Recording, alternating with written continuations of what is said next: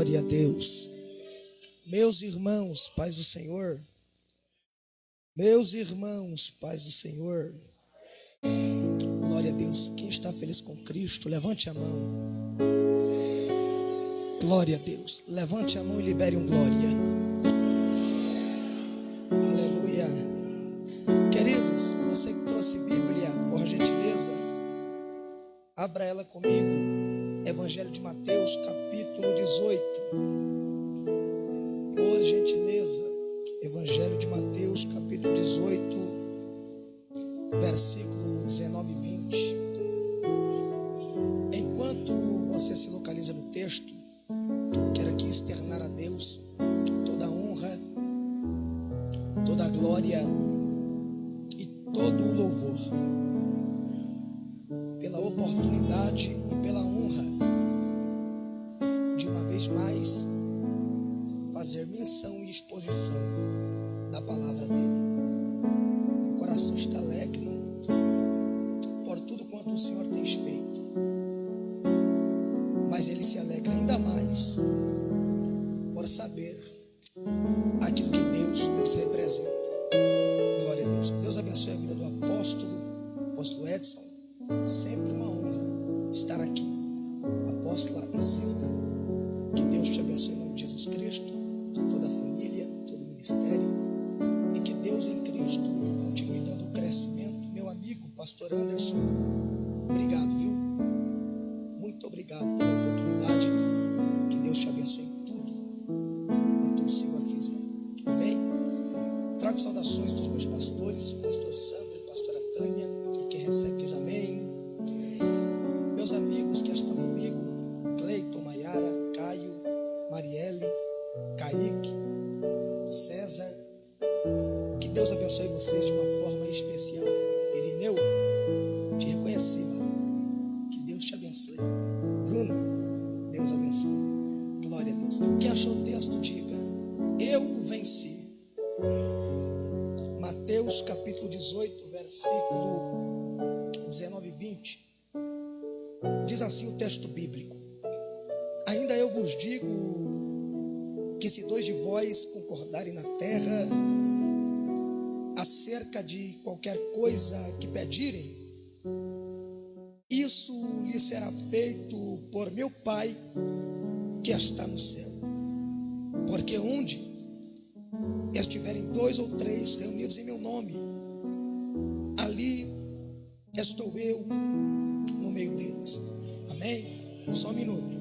Agora abra sua Bíblia rapidamente. Romanos, carta do apóstolo Paulo aos Romanos, capítulo 8, versículo 18. Capítulo 8, versículo 18. Amém? Diz assim: porque eu considero que o sofrimento, ou que os sofrimentos deste tempo presente não são dignos de serem comparados com a glória que há de ser revelada em nós. Porque eu considero que os sofrimentos deste tempo presente não são dignos de serem comparados com a glória que há de ser revelada em nós. Glória a Deus. Se assente, por gentileza. Gente, redobre a sua atenção. Glória a Deus. Queridos, enquanto eu meditava na Bíblia, Deus ele me dava algumas direções e ministrava no meu coração algumas reflexões, lições, e me dava algumas revelações naquilo que será pregado nesta noite. Aquilo que será pregado nesta noite, Deus ele faz arder de uma forma tão constante no meu coração, de uma forma tão intensa, que eu quero liberar isso aqui para a tua vida. Minha voz está um pouco debilitada, mas eu prometo ser fiel a Deus e dar o meu melhor aqui. Amém? Querido, noite sobre o tempo. Existem dois tipos de tempo. No ambiente em que nós vivemos, existe o tempo cronológico do homem e o tempo kairos, que é o tempo de Deus. A Bíblia diz em Mateus, no capítulo 18, que Jesus está junto com os discípulos. Está junto com quem? Com os discípulos. A palavra discípulo, a etimologia significa aquele que segue,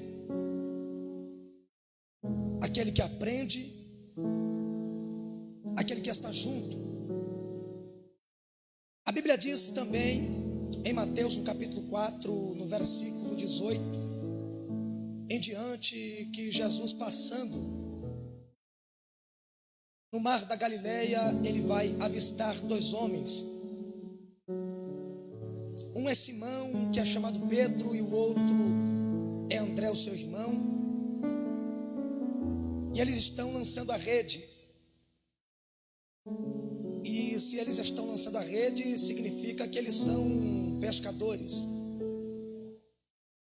Aí a Bíblia diz que Jesus vai passar por eles e vai fazer um convite. Qual que é o convite? O convite da chamada. O convite do segue-me. E o que Cristo diz? Cristo libera uma palavra. Siga-me, por quê? Porque a partir de hoje vocês passarão de pescadores de peixes para pescadores de homens. A Bíblia diz que eles vão largar a rede, vão seguir Jesus, e logo mais adiante Jesus vai avistar mais dois. Um se chamava Tiago e o outro se chamava João, ambos filhos de Zebedeu. A Bíblia diz que Cristo vai fazer o convite para eles também. E eles estavam consertando as redes. Automaticamente, eles recebendo a palavra, o convite, eles vão largar tudo o que eles estavam fazendo para seguir a Cristo. E haja vista que quando nós recebemos o convite e aceitamos a seguir uma caminhada com Cristo, nós temos plena consciência que esta caminhada, dentro dela, é necessário nós passarmos por algumas fases, sim ou não? Ou alguém me diz que a partir do momento que eu levanto a minha mão, recebo uma chamada de Deus e passo a seguir a Cristo, vai me tirar dos processos dolorosos, dos processos difíceis que está dentro da chamada. Talvez quem olha para você aqui hoje não sabe o quanto você chorou ou chora, não sabe quantas lágrimas caíram do teu rosto para que você estivesse aqui. E esse é o preço da chamada. E quando eu falo de chamada, eu falo de casamento. E no casamento tem a noiva e o noivo. E quem se responsabiliza por todo o cuidado é o noivo, porque ele é o provedor, porque ele está incumbido de uma responsabilidade de trazer para casa o cuidado, a providência, uma palavra amiga em tempos de adversidade. Só que eu quero personificar e exemplificar para vocês que o noivo a quem eu estou me referindo aqui hoje é Cristo. Já teve alguém que entendeu? E a noiva somos nós. E se o noivo é Cristo e a noiva somos nós, Mateus, qual que é a reflexão e a lição que você está querendo aplicar? Eu estou querendo aplicar a lição e a reflexão que se nós somos a noiva e Cristo é o noivo, Cristo está dizendo para alguém que ele se responsabiliza pela chamada. Gente, a partir do momento que eu entrei aqui, eu não vi nenhuma placa escrito proibido da glória. Não, nós estamos no culto que a liturgia dele é da glória, é levantar a mão, é adorar a Deus. Por quê? Porque eu não sei qual foi o processo do seu dia para você estar aqui, mas indiferente disso, você está aqui e Cristo está usando a minha boca para te dizer que quem te prometeu garante, quem te chamou se responsabiliza. Ele tinha tudo para escolher alguém melhor do que nós, sim ou não? Só que ele te escolheu dentro daquele bar e disse: é você quem eu quero. Ele te escolheu dentro daquele mar numa noite frustrada e disse: é você quem eu vou usar. Ele olhou para dentro daquela boca quando você estava com o nariz entupido de cocaína e disse: é você quem eu quero, casa comigo. Joma, Manchorabaia. Eu estou sentindo Deus aqui, gente. A Bíblia diz então que Jesus agora ele está junto com os discípulos. E os discípulos eles estão se questionando e questionando a Cristo, perguntando quem era o maior no reino dos céus. Você conhece a história. E Cristo ele vai responder. Passando algum tempo, Cristo ele vai também expor algumas lições no mesmo capítulo 18. E nesse mesmo capítulo, chegando no versículo 19, Cristo ele vai falar acerca do propósito. Cristo ele vai falar acerca do propósito. Porque de nada vale eu estar aqui no ambiente com o corpo físico presente se eu não tenho um propósito algum. A Bíblia diz que Cristo ele vai falar: se dois de vós concordarem na terra acerca de qualquer coisa, propósito, o meu Pai que está nos céus, Ele vos ouvirá, e tudo o que vocês pedirem, vocês vão receber. Aí no versículo 20, Cristo está dando um brado. E qual que é o brado que Cristo dá? E Cristo está dizendo para os discípulos: porque onde estiver 2 ou 3 reunidos em meu nome, e ali eu estou no meio deles. Mateus, qual que é a lição? A lição é essa, e grava isso comigo: que Cristo nunca foi vítima de multidão. Não era a multidão que pressionava Cristo e automaticamente fazia ele liberar o milagre, não. Multidões seguiam a Cristo, e isso é verdade. Quando eu olho a Bíblia, eu tenho a certeza que aonde Cristo chegava, ele atraía multidões. Mas o fato da multidão o cercar, o rodear, não significa que Cristo está sendo pressionado e Cristo é obrigado a fazer. Se ele quiser fazer, ele continua sendo Cristo. Se ele não quiser fazer, ele é o mesmo Cristo. Cristo não é vítima de multidão. Talvez alguém entrou aqui por essas portas, está olhando a quantidade no culto e está dizendo: Deus não desce porque tem pouca gente. Deus não desce porque tem cadeira vazia. Mas desde quando Deus tem propósito com objeto? Por quê? Porque o propósito de Deus não é com objeto. Cleiton, segura. O propósito de Deus não é com objeto. Por quê, pregador? Porque o objeto não fala. Porque o objeto não anda. Porque o objeto não se movimenta. Pregador, e o que Deus tem propósito num culto como esse, numa liturgia como essa? O propósito de Deus é descer na casa e procurar alguém que está disponível a viver o sobrenatural. E pregador, como é que eu sei quem está disponível?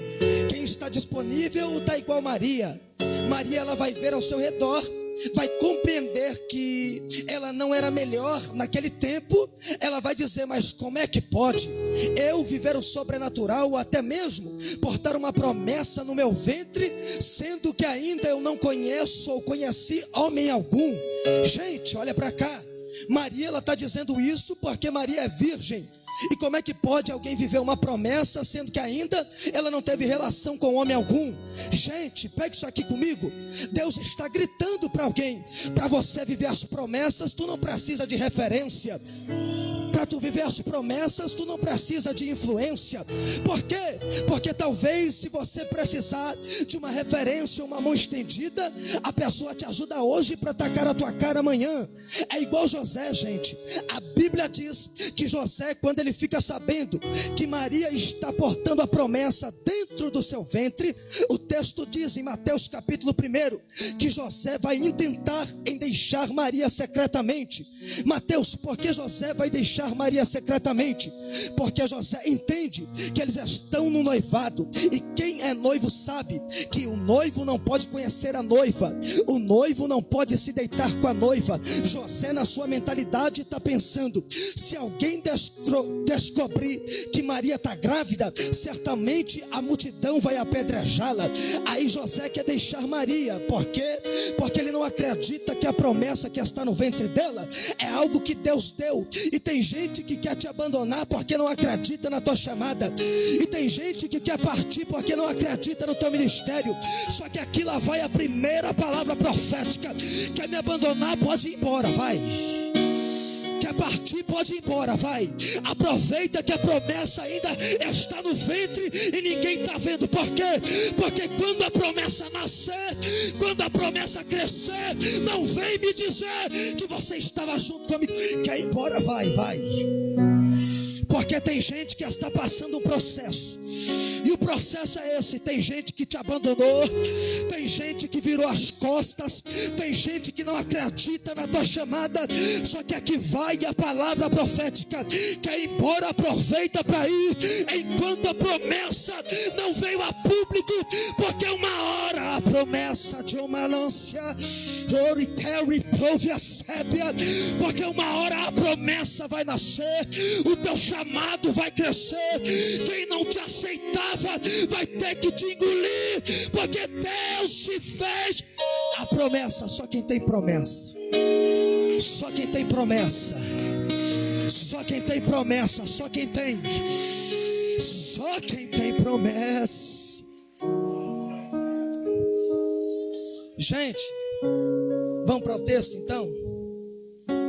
A Bíblia diz que Jesus está falando o quê? Que se tiver 2 ou 3 reunidos no nome dele, ele está presente.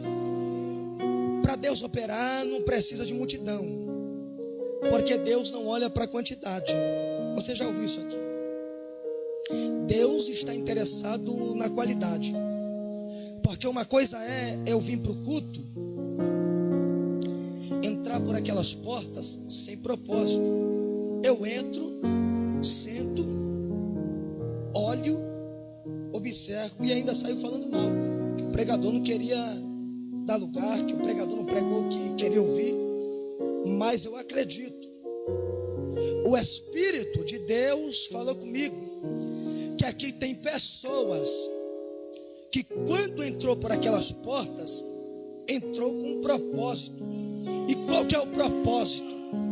O propósito é que se fulano não dá glória, ele vai dar glória.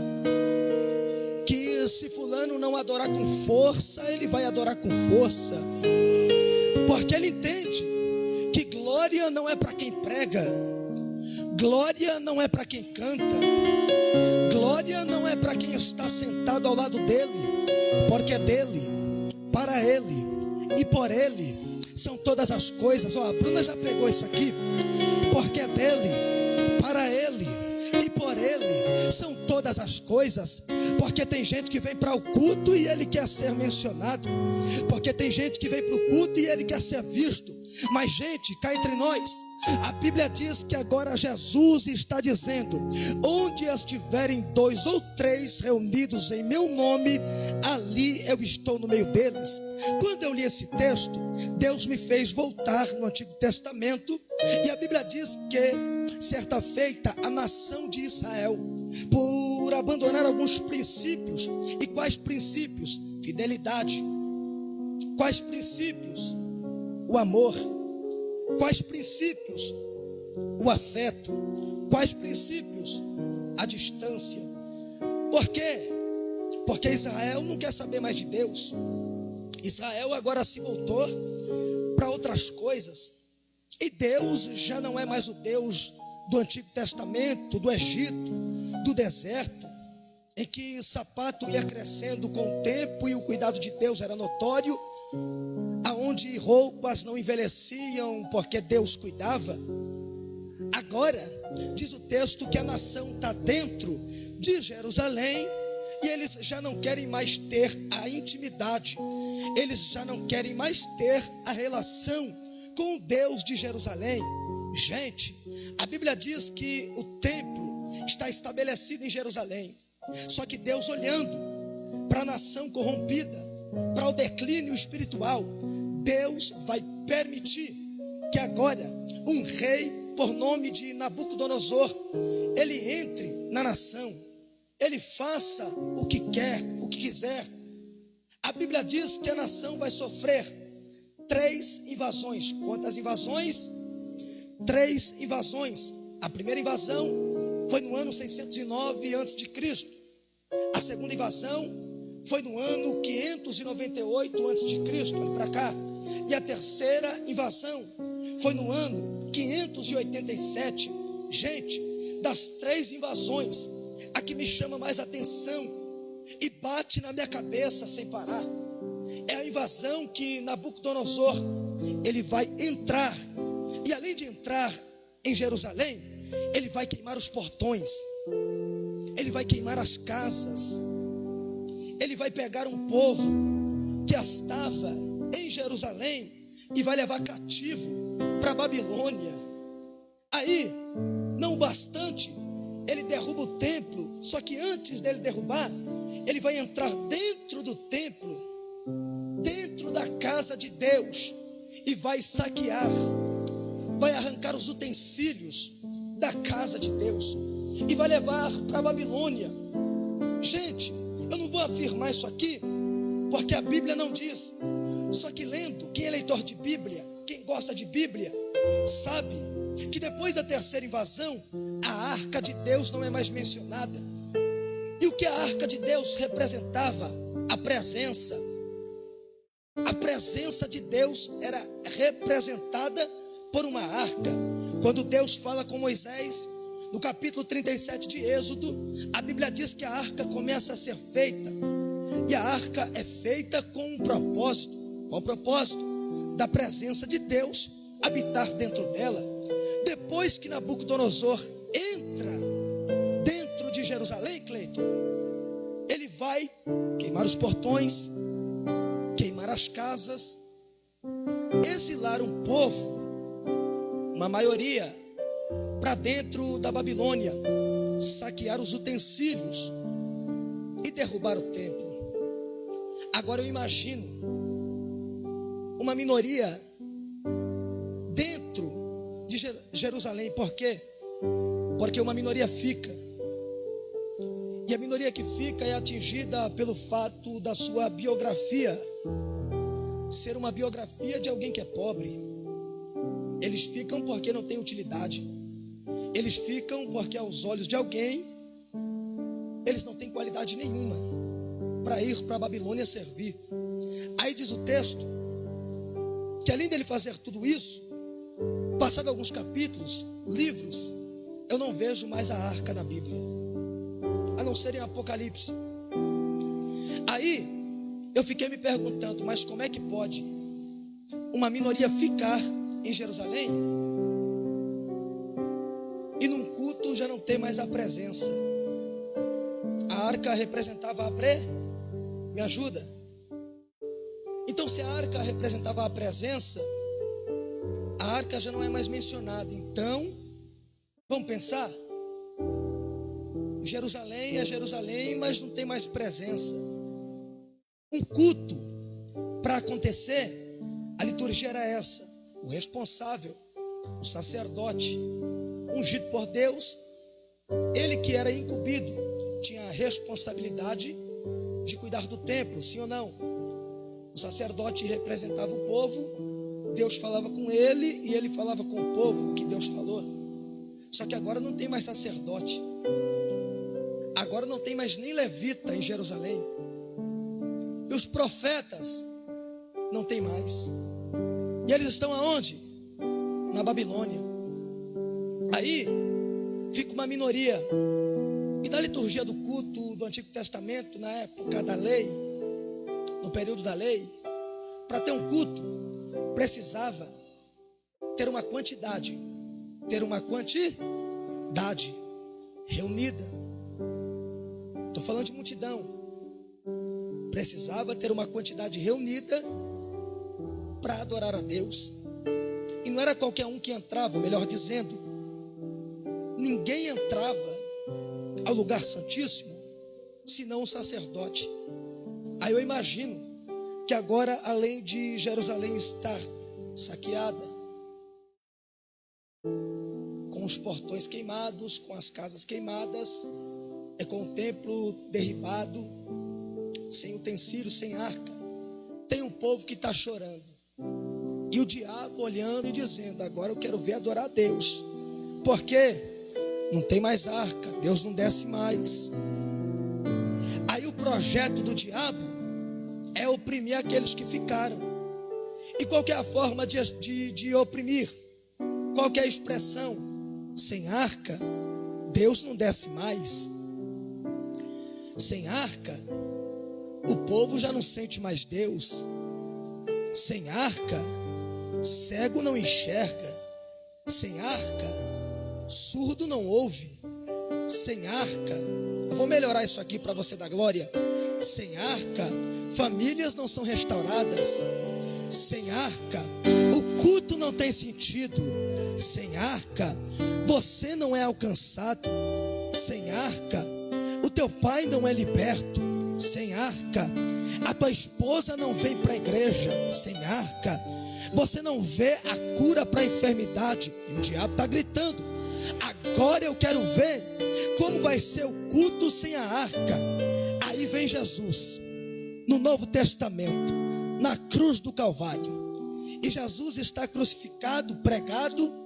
E aí eu imagino que tem meia dúzia de fariseus ao pé da cruz, dizendo: espera aí, Jesus está sendo crucificado, Jesus está pagando a dívida, beleza, mas cadê a arca?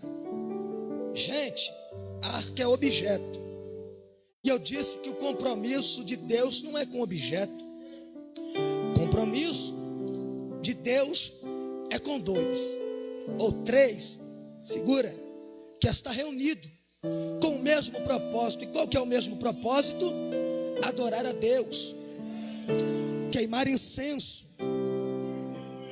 entender que Deus, Ele é Deus, e a Ele toda honra, toda glória e todo louvor tem que ser dado. Aí eu imagino que o diabo está gritando nos pés da cruz. Alguns historiadores dizem que a arca foi enterrada debaixo da cruz. E se a arca foi enterrada debaixo da cruz, ela estava enterrada no lugar certo. Por quê? Pega isso aqui, desceu agora. Cruz significa graça. Arca significa lei. Cruz significa graça. Arca significa lei. No tempo da lei, você não podia entrar na presença de Deus para adorar. No tempo da lei, era só quem era selecionado que podia entrar diante da arca que representava Deus. E no tempo da graça, qualquer um pode entrar. Qualquer um pode dar glória. Mas o diabo está gritando: mas ele não pode. Só que a cruz está por cima da arca. Historiadores dizem que a arca está debaixo da cruz. É Deus dando um grito para Satanás. A graça, ela passa por cima da lei. Porque se fosse pela lei, nós não estaríamos aqui há muito tempo. Mas a graça de Deus nos alcançou. Aí Jesus está na cruz do Calvário. E o brado que ele vai dar é esse: tetelestai. Cá entre nós, esse brado mudou toda uma história. Esse brado revolucionou toda uma geração. De uma sébia. Esse brado começou o projeto da igreja. Aí eu imagino que quando Jesus está gritando tetelestai, segura para dar glória. Quando Jesus está gritando tetelestai, o diabo está dizendo: ó, a dívida foi paga, está sendo crucificado, mas cadê a arca? Sem a arca Deus não desce. Aí parece que eu vejo Deus se levantando do trono e dizendo: no tempo da lei precisava de multidão reunida para eu descer em Jerusalém. No tempo da lei precisava de um objeto que representava a minha presença para eu descer em Jerusalém. Satanás toma essa. No tempo da lei não era qualquer um que entrava no templo. No tempo da lei não era qualquer um que entrava no culto. No tempo da lei não podia dar glória. No tempo da lei não podia levantar a mão. Aí parece que eu vejo Jesus quebrando o tempo da lei e Jesus dizendo tetelestai. E qual que é a palavra que Jesus está dizendo nessa noite? No tempo da lei você não podia dar glória. No tempo da lei o diabo estava com o dedo apontado na tua cara, dizendo: vai dar glória para quê? Vai adorar para quê? Se conserta, rapaz. Aí vem Jesus gritando tetelestai. É Jesus dizendo para o diabo: no tempo da lei eles não podiam, mas agora não é mais tempo de lei, agora é tempo de graça. Não precisa mais de multidão, não precisa mais de arca e pregador. Precisa do quê? Só de 2 ou 3 reunidos em meu nome, que eu vou descer na casa e vou fazer acontecer. Vai, eu sou o primeiro, que é o segundo. Choma, Urabacandarábia, Dereblacio Manchorabaia, Urabacancho Sébia Candarábia. O diabo está apontando o dedo na cara e está dizendo: fica calado, não dá glória não, fica sentado. Só que a graça pairou no ambiente. Jesus desceu no nosso meio para dizer: você peca, você erra, você cai, você para, mas a minha graça te dá um banho. John Macébia Candarábia. Só quem quer, só quem quer, só quem quer ser alcançado pela graça, só quem quer ser alcançado pela graça, levante a mão, dê um brado de vitória e diga: aqui não, Satanás, a graça me deixa adorar. Só quem vai adorar, só quem vai adorar. E aqui vai adorar, e lá vai adorar, e aí no fundo vai adorar. Oh, meu Deus do céu, só quem veio na intenção de adorar. Eu vou te dar 5 segundos para adorar, vai.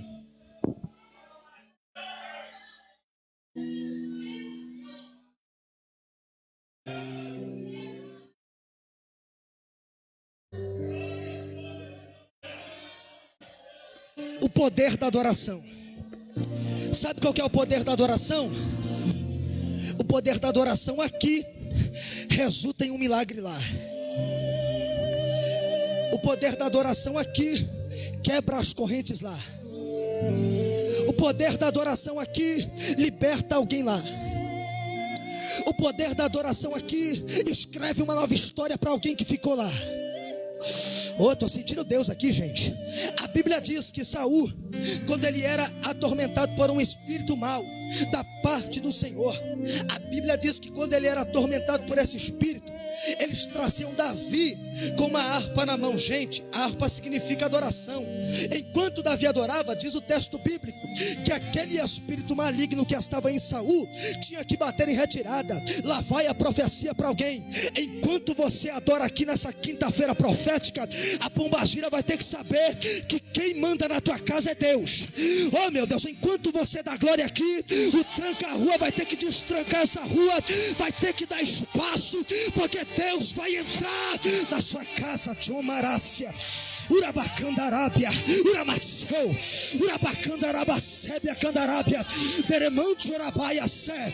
Quem levanta a mão para adorar aqui, vence guerra que ninguém vê, vence guerra que ninguém tá, vence guerra que ninguém enxerga. Quem dá glória aqui, a guerra é vencida lá. Só quem vai adorar, só quem vai.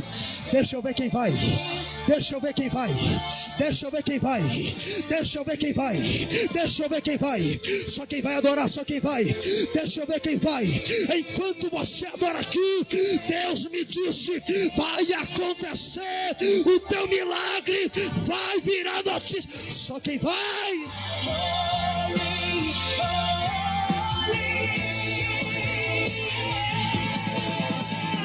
Eu sinto o cheiro cheiro de azeite aqui, gente. Estou sentindo o cheiro da presença aqui, estou sentindo. Oh, meu Deus do céu, enquanto você adora aqui, Deus escreve uma nova história lá. Olha para quem está do seu lado, diga para ele. Seja um grito profético para ele. Olha para quem está do seu lado, diga assim para ele: enquanto nós adoramos aqui, Deus está entrando na guerra lá. Enquanto nós damos glória aqui, a glória de Deus desce lá e alguém é curado, alguém é liberto. Uma nova história está sendo escrita. Uma nova história está sendo escrita para a casa de alguém. Oh, meu Deus, estou sentindo Deus aqui, gente. Porque o diabo disse que é valente, só que Cristo também disse que ele entra na casa, amarra o valente, porque ele pode, ele faz, ele é, e ele está aqui. Só quem crê nisso, só quem crê nisso, só quem crê, só quem crê, só quem crê, só quem crê. Levante a mão para o céu e dê um glória rasgado para Deus.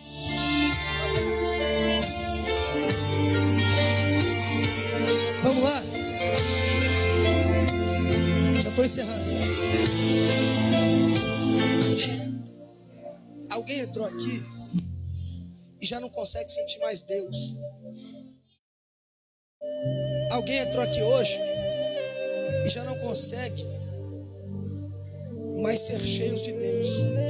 Só que Deus me trouxe aqui para dizer que no culto pode faltar fulano, no culto pode faltar ciclano, no culto falta A, falta B e falta C. Aí Deus gritou no meu coração: sabe o que não falta no culto? É presença. Sabe o que não falta no culto? A graça. Sabe quem não falta do culto? Jesus. Ele está aqui. Gente, um dia a Bíblia diz que dois homens, quantos homens? Dois homens, Hófni e Finéias, eles vão ir para a guerra. E a primeira vez que eles vão para a guerra, eles perdem a guerra e 4.000 homens de Israel são feridos. A Bíblia diz que alguns anciãos vai se reunir com o propósito de ir para a guerra de novo. Só que eles têm uma estratégia. E qual que é a estratégia? Levar junto com eles a arca de Deus que estava em Siló. A Bíblia diz que eles levam a arca. Hófni e Finéias vão para a guerra. O texto diz que eles perdem a guerra, a arca é tomada, e vem um rapaz, um mensageiro, e diz para o pai de Hófni e Finéias: olha, Hófni e Finéias foi para a guerra, morreram, Israel perdeu a guerra, viram? A arca foi tomada. A Bíblia diz que ele cai na cadeira, quebra o pescoço e morre. Agora a arca é tomada. E a arca sendo tomada, diz o texto que passa um tempo, a mulher de um deles está dando à luz e próximo de morrer, ela vai dar um nome para a criança que está nascendo. E qual que é o nome? E acabou o seu termo, foi-se a glória de Israel. Por quê? Porque a arca foi roubada. Foi-se a glória de Israel. A Bíblia diz que agora o povo vai pedir um rei. Eles vão olhar para as nações circunvizinhas e agora eles não querem mais ser governados por Deus. Eles querem ter um rei no trono. A Bíblia diz que Samuel ora a Deus. Deus responde Samuel. E a resposta é essa: Samuel, fica tranquilo, porque o povo não te rejeita. Mas o povo rejeita quem, Deus? O povo me rejeita. Porque nesse tempo era teocracia. E o que é teocracia? Deus. Cracia é governo. Governo de Deus. Era Deus que governava. A Bíblia diz que o povo escolhe um rei e Deus aceita. Saul vai para o trono. Em todo o reinado de Saul, gente, Saul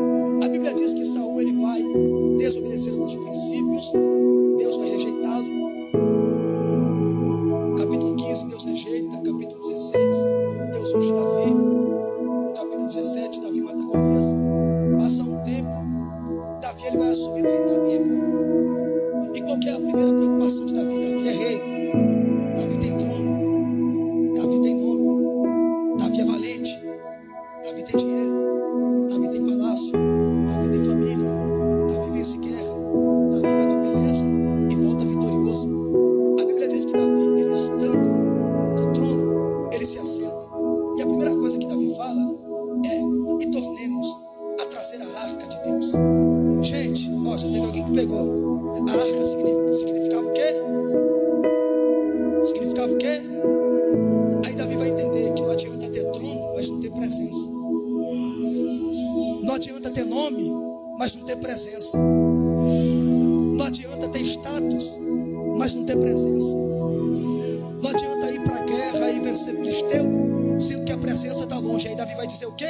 E tornemos a trazer a arca de Deus. Por quê? Porque Davi está no trono, mas ele entende que maior que o trono é a presença que colocou ele lá. Davi está no palácio, mas ele entende que maior que o palácio é a presença que colocou ele lá. Davi, ele entende que ele vai para a guerra, desembanha a espada, vence filisteu, volta vitorioso. Só que ele entende que maior do que o exército de filisteu, maior do que a vitória que ele obteve na guerra, é aquele que enviou ele para a guerra e deu vitória, a presença. Oh meu Deus, Davi vai entender por quê? Porque no tempo de Saul, eu imagino o culto, gente. O culto no tempo de Saul, no templo. Pastor Anderson, já estou encerrando, gente. O culto de Saul, eu imagino no templo. O templo tinha quantos compartimentos? 3. O pátio externo, o lugar santo e o lugar santíssimo. No pátio externo tinha a pia de bronze. No lugar santo tinha a mesa da proposição. E também tinha o altar do incenso. No lugar santíssimo, a arca não estava lá. Tinha tudo no culto de Saul. Quando eu falo de altar de incenso, eu estou falando de oração, porque Zacarias, quando está no altar do incenso, ele está orando e adorando. Prova que Zacarias está orando. Zacarias está no altar do incenso. O anjo desce e diz: Zacarias, não temas, porque a tua oração é ouvida. Então eu imagino que no culto de Saul, a liturgia era essa: é de bronze, mesa da proposição, candeeiro, altar do incenso. Saul adorava, mas Saul não tinha o principal, o quê? A presença. Saul não tinha a presença, por quê? Porque de nada vale, pega isso aqui, de nada vale eu vir para o culto, levantar minha mão, orar a Deus, sem um propósito. Qual é o propósito? A presença. De nada vale eu vir para o culto, levantar a mão e dizer: Deus, eu estou aqui para te adorar, sendo que a presença não está mais aqui. Levante sua mão para o céu que eu vou liberar isso aqui. O diabo, querendo ou não, a partir de hoje, Deus vai trazer de volta a presença dele para a tua vida. Deus vai trazer de volta a presença dele para dentro da tua casa. Deus vai trazer de volta a presença dele para dentro do teu chamado. Porque tu prega por pregar, mas não tem mais presença. Só que Deus está te dizendo: além de você pregar, a minha presença vai contigo e eu vou te usar com uma graça tremenda. Deus está dizendo para alguém que entrou no culto e disse: Deus, eu vim para te adorar, só que a presença já se foi faz tempo. Deus está dizendo, a boca de Deus está gritando nessa noite: a presença dele vai voltar. Oh, John Macébia Candarábia, a presença dele vai voltar. E quando a presença dele voltar, não tem diabo, não tem capeta, não tem demônio, não tem legião que fique na tua frente. É no período da crise que Deus está dizendo: e tornarei a encher os meus vasos com a presença. Tem vaso aqui? Tem. Levante a mão. Tem vaso aqui? Tem. Se tiver algum vaso, já começa a entrar em movimento. Oh meu Deus, por quê? Porque enquanto tem movimento aqui, tem um céu inteiro que se movimenta, tem um céu inteiro que derrama glória e te enche nessa noite. A Bíblia diz que uma viúva, ela está na sua casa com seus filhos. O texto diz que enquanto tem vaso, o azeite do céu está jorrando e os vasos estão sendo cheios. Quando ela olha para o seu filho, ela vai dizer assim para o filho dela: me dê mais um vaso. Ele vai olhar e vai dizer: mamãe, o vaso acabou. Aí diz o texto, é Bíblia, gente. Eu vim pregar a Bíblia aqui hoje. A Bíblia diz: e o azeite parou. Mas parou por quê? Porque acabou os vasos. Aí eu te pergunto: a crise está no quê? Está no vaso ou no azeite? A crise está no vaso. Por quê? Porque enquanto tem vaso, ainda tem azeite. Enquanto tem vaso, ainda tem azeite. Seja cheio, seja cheio, seja cheio, seja cheio, seja cheio, seja cheio. Porque o diabo não respeita a credencial. O diabo não respeita nome. O diabo não me respeita e nem te respeita. O diabo respeita a presença. Se ele não me respeita, pelo menos vai ter que respeitar a presença que há em mim. Só quem tem presença, só quem tem presença, seja cheio. Se coloque de pé, por gentileza. Se coloque de pé, por gentileza. Levante sua mão. Diga para Deus: eu vou ser cheio. Mas a luta veio. Não interessa. Eu vou ser cheio. Diga: eu vou ser cheio. Feche teus olhos. Soberano Deus e eterno Pai, Deus Altíssimo, Deus Forte, Deus Todo-Poderoso, eu vim aqui hoje, meu Deus, na condição de profeta, para profetizar, meu Deus, que quem entrou aqui nessa noite por aquelas portas vazias vai ter que sair daqui cheio da tua presença. Porque, meu Deus, em nome de Jesus Cristo, eu não aceito um culto como esse, uma presença como essa, uma apoteose de glória na casa e alguém sair daqui vazio. Eu não aceito, meu Deus, que o meu irmão saia daqui vazio. Eu não aceito que a minha irmã saia daqui vazia, meu Deus. Nessa noite começa a encher os vasos, ó Pai. Começa a encher os vasos. Começa a encher os vasos. Quem fala em línguas, abre a boca e começa a falar em línguas. Por quê? Porque enquanto você fala em mistério aqui, o diabo fica sem entender nada e Deus corta o laço, quebra a lança, lança os carros do fogo. Diomarácia, Urabacanda, Arábia, Sébia, Uribicante, Orabaia, Sébia, Orabacunda, Aracende, Arabarraia. Enquanto você fala em mistério aqui, tem um diabo encapetado, batendo cabeça e dizendo: eu não estou entendendo nada do que ele está dizendo e também não estou entendendo o que está acontecendo. Enquanto você fala em mistério aqui, Deus te forja com autoridade, Deus te forja com unção. Receba agora, receba agora, receba agora em nome de Jesus Cristo. Só quem quer ser cheio, só quem está sendo cheio, só quem vai ser cheio, levante a mão para o céu, aplauda o Senhor Jesus, dá o grito da vitória. Satanás, você perdeu, porque a Gideões de Cristo foi cheia pela presença de Deus. Só quem crê.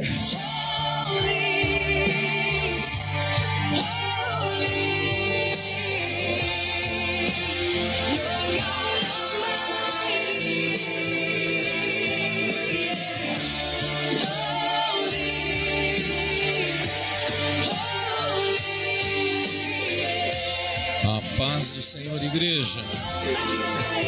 Mais um minutinho, nós já vamos encerrar.